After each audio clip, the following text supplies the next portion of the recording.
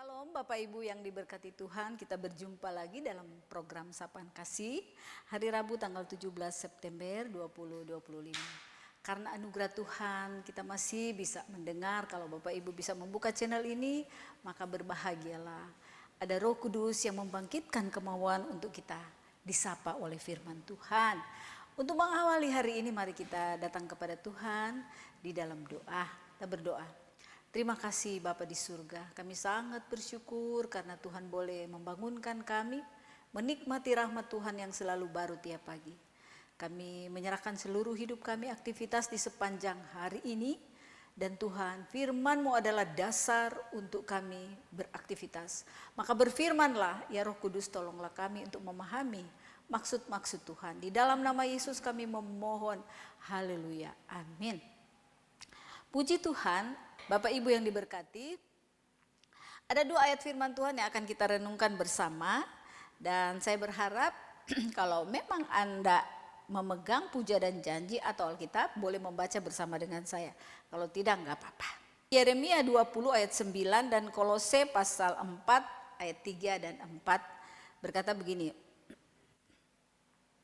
Yeremia berkata, apabila aku berpikir, aku tidak mau ingat Dia dan tidak mau mengucapkan firman lagi demi namanya, maka dalam hatiku ada sesuatu yang seperti api yang menyala-nyala.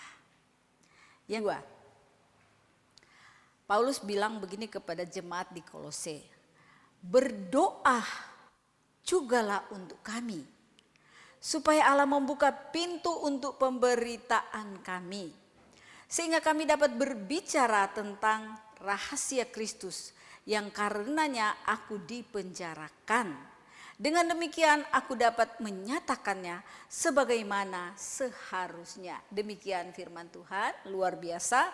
Kita bersyukur kepada Tuhan karena saya percaya sebagai orang yang beriman kepada Kristus, kita selalu diberi kekuatan untuk menjalani, mengiring Tuhan di tengah-tengah dunia yang kita lihat kiri kanan saat ini, dengar berita sana sini bahwa ada kabar yang menggentarkan.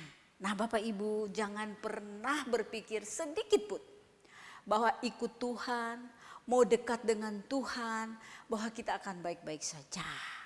Bahwa kalau ikut Tuhan itu semuanya senang, tidak disakiti, tidak dibenci, akan duduk di tempat-tempat yang terhormat, keluarga saya akan baik-baik, anak saya akan baik-baik, saya akan dapat uang banyak, pokoknya tidak kekurangan, tidak sakit. No. Yeremia dan Paulus ingin menasihatkan kita lewat pengalaman mereka menjadi orang yang dekat dengan Tuhan, bahwa ada banyak penderitaan. Yeremia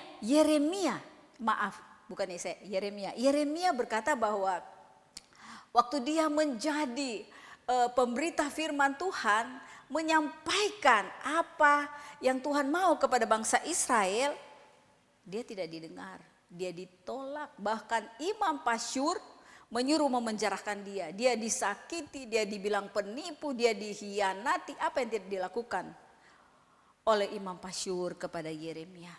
Sampai Yeremia berpikir begini, waduh, ternyata ikut Tuhan itu tidak gampang. Mengerikan, sangat mengerikan bagi Yeremia.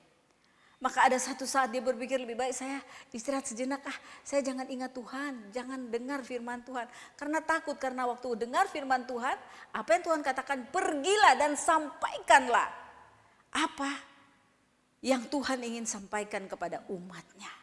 Dan itu tidak gampang Bapak Ibu yang diberkati Tuhan. Itu sebabnya Paulus bilang begini kepada jemaat Kolose, tetapi kepada kita semua juga. Doakanlah. Paulus, doakanlah hamba-hambanya yang melayani. Karena tidak gampang ternyata melayani Tuhan. Menjadi seorang pembawa kabar baik, membawa berita aja ternyata tidak gampang. Paulus menghadapi banyak sekali penderitaan, tantangan yang begitu luar biasa. Tetapi ada satu hal yang kita belajar daripada mereka.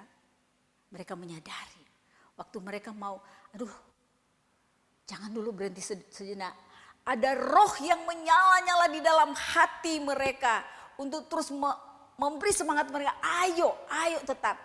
Jadi kalau kita mau dekat dengan Tuhan, jangan pernah berpikir juga bahwa Tuhan akan meninggalkan kita. Kita yang sudah ditebus oleh darah Yesus tidak akan pernah ditinggalkan oleh Tuhan. Dia tetap bersama. Ada roh yang menyala-nyala yang akan selalu menghibur dan memberi kita kekuatan. Itu sebabnya tetaplah terus berbuat baik. Beritakanlah firman, beritakanlah kebaikan, kebenaran. Karena Tuhan ada bersama-sama dengan kita. Tuhan Yesus memberkati kita, mari kita aminkan. Pujian, kita harus membawa berita.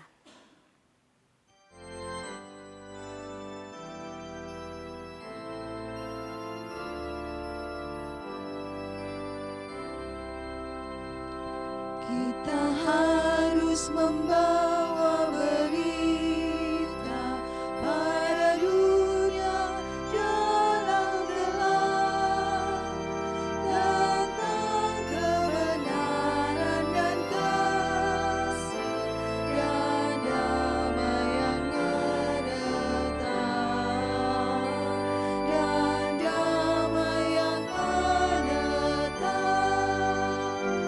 Karena gelap jadi remang pagi dan remang jadi siang terang. Kuasa Kristus kan nyatalah damai dan cemerlang.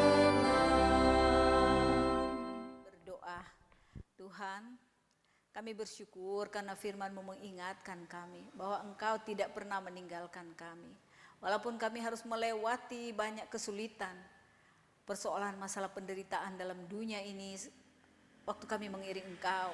Tapi firman-Mu berkata bahwa Engkau tetap bersama-sama dengan kami. Bahwa roh-Mu selalu menyala-nyala dalam kehidupan kami untuk memberi kami penghiburan. Mampukan kami semua yang percaya kepadamu untuk terus menyampaikan kebenaran Injil Kristus dimanapun kami pergi dan berada. Beri kekuatan kepada kami yang lemah, kesembuhan kepada yang sakit, jalan keluar kepada yang dalam persoalan. Tuhan, dalam berbagai masalah Tuhan buka jalan. Engkau adalah kekuatan dan jawaban kami. Di dalam nama Yesus kami menyerahkan seluruh aktivitas kami di sepanjang hari ini.